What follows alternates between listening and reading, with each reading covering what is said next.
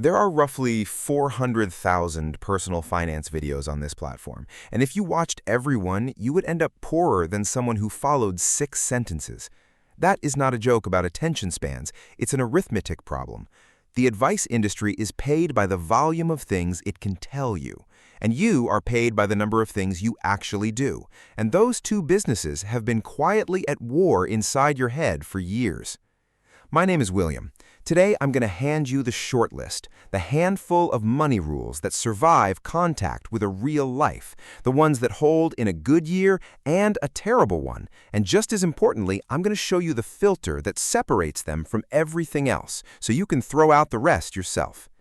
By the end of this, you should be able to close about 90% of the tabs you have open on this subject. Let's start with why there are so many of them. Consider two people at the same kitchen table. Owen has read 9 books on money, subscribes to 4 newsletters, tracks his spending in a color-coded spreadsheet with a tab for everything, and can explain the difference between a traditional and a Roth conversion ladder without notes. Amanda has never finished a finance book. She has 6 sentences she follows, and she has followed them unbroken for 11 years. Owen's net worth is about $41,000. Amanda's is just past $400,000. Same city, same age bracket, incomes within $8,000 of each other. Owen knows 20 times more about money than Amanda does, and this gap will keep widening every year because Owen is still optimizing and Amanda is still transferring. The reason that gap exists is worth sitting with because it explains the entire genre. The industry sells novelty. It has to. A channel that says the same 6 things every week runs out of audience by March, so it manufactures Nuance, the new account type, the 7 mistakes, the strategy for this exact market moment, the thing wealthy people supposedly do that you don't.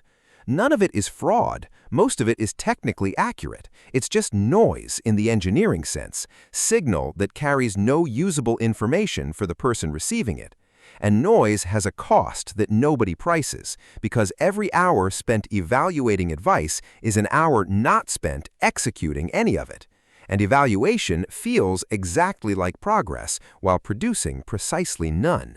Worse, it has a second cost that's harder to see. The more options you hold open, the less likely you are to close any of them. A person choosing between 2 index funds opens an account this week. A person choosing between 11 strategies, 3 account types, and a market timing question opens nothing for a year and calls the delay diligence. The research industry has a name for this, choice overload, and it does not discriminate by intelligence. In fact, it hunts the conscientious, because conscientious people believe they owe the decision more study. The genre's best customers are its worst served, and that is not a conspiracy. It's just what happens when one side gets paid per idea and the other side needs a total of 6. The timing makes it worse than it used to be. Bankrate finds fewer than half of American adults could cover a $1,000 emergency from savings. The Federal Reserve's household survey puts more than a third of adults unable to handle a $400 surprise in cash. Meanwhile, the volume of financial content produced every single day has never been higher in human history. Read those facts together, and the conclusion is uncomfortable. Information was never the bottleneck. If it were, the most informed generation in history would be the most financially secure one, and it is measurably not. Something else is the bottleneck, and the short list is built entirely around it. So before the rules, the filter that made them, because the filter is more valuable than the list, and it's the part you can use on every video you watch after this one. A money rule earns a place in your life only if it passes 3 tests. First, does it survive a bad year? Anything that requires a stable income, a calm market, or your best self is a fair weather rule, and fair weather rules break precisely when you need them. Second, can you execute it in under an hour a month forever? If it needs constant attention, you will abandon it, not because you're weak, but because everyone does. The abandonment rate is the rule's real return. Third, does it still work if you're wrong about the future? Anything that depends on predicting rates, elections, or a sector is a bet wearing a rule's clothes.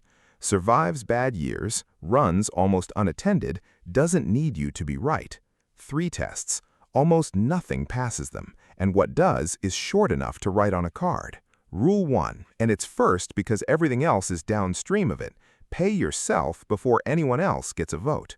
The transfer to savings and investment leaves on payday automatically, before rent, before groceries, before your own opinions about the month. The mechanism isn't discipline, it's sequence. Money that arrives in checking gets allocated by whatever the month happens to be feeling, and the month always feels like there's something. Money that never touches checking gets allocated by a decision you made once on a calm Tuesday in your right mind. Vanguard's own record-keeping data makes the point brutally. Participation rates in automatically enrolled retirement plans run dramatically higher than in plans where the employee must opt in. Same people, same wages, same information. The only variable that changed was who had to take action, and it moved outcomes by more than any investment strategy in this video will. Amanda's version is 1 sentence long. 15% leaves the morning she gets paid, and she has not looked at the transfer in 11 years. Rule 2. Keep a floor under the plan in cash that is boring on purpose. 3 months of expenses sitting in a high-yield savings account paying around 4%, insured, liquid, unexciting. The mechanism is that the floor isn't really an investment, it's what protects every other rule from being broken. Without it, a transmission becomes credit card debt at rates north of 21%, and that debt eats the returns from Rule 1 for 3 years. Nobody ever got rich on their emergency fund. Plenty of people stayed rich because of one. The build is as boring as the account. Take your true survival number, housing, utilities, food, insurance, transport, nothing else, multiply by 3, divide by 12, and automate that slice alongside Rule 1 until the floor is standing. Then the slice redirects to Rule 3 and never stops. And the test for whether yours is real, if using it would require a phone call, a card, or an apology, it isn't a floor, it's a plan to borrow. Rule 3. Buy the whole market and stop having opinions about it. One broad, low-cost index fund bought on schedule regardless of headlines. This is where the noise industry makes most of its money, so here is the number that ends the argument. S&P's own SPI-VA scorecard finds that over 15-year periods, roughly 9 in 10 professional fund managers, people with terminals, teams, and every incentive on earth, fail to beat the plain index.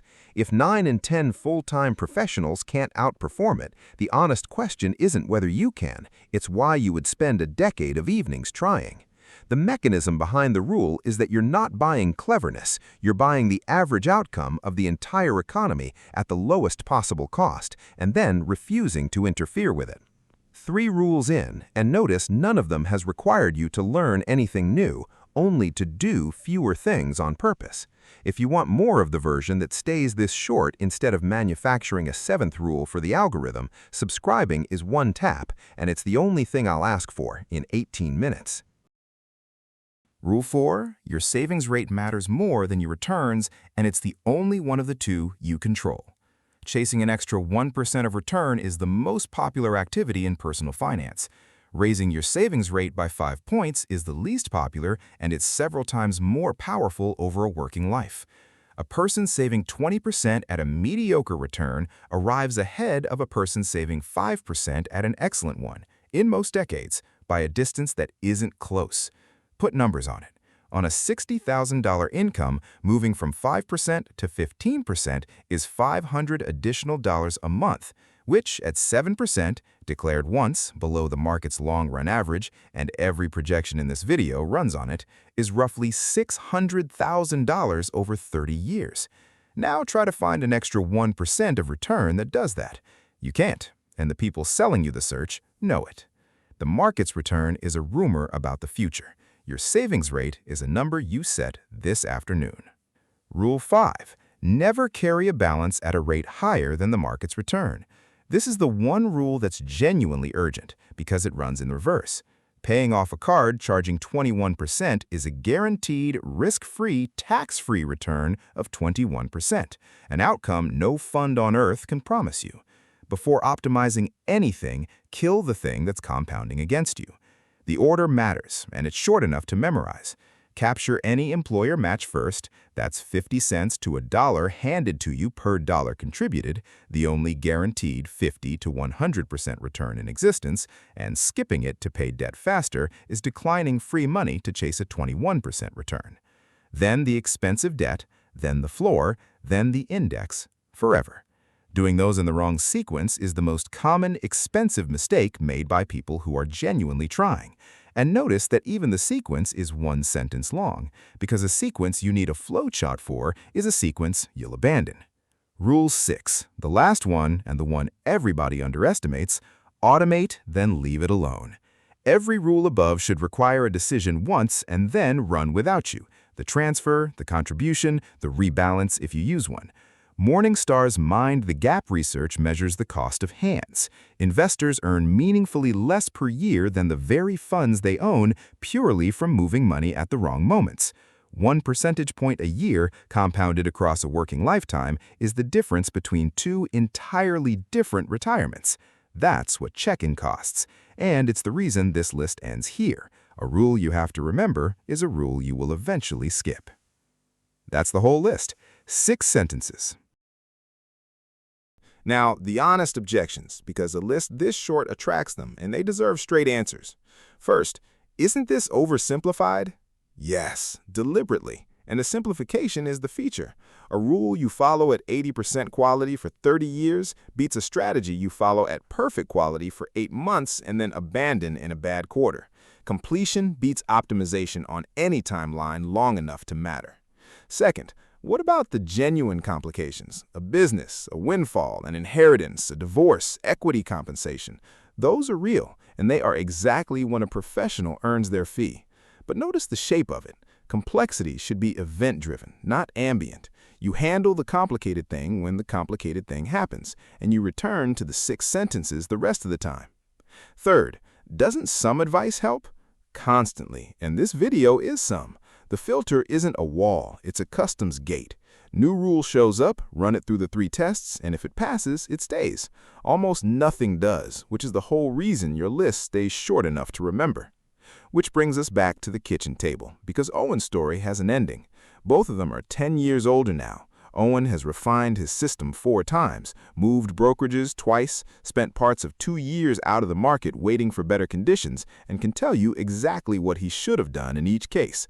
Amanda has changed one thing in a decade. She raised her transfer by 2 percentage points after a raise on the same afternoon without ceremony. Owen's balance today is a story about the market. Amanda's is a story about a standing transfer, and it's roughly 4 times his. The difference between them was never knowledge. Owen still knows more. It was that Amanda's plan didn't require her to keep being interested in it.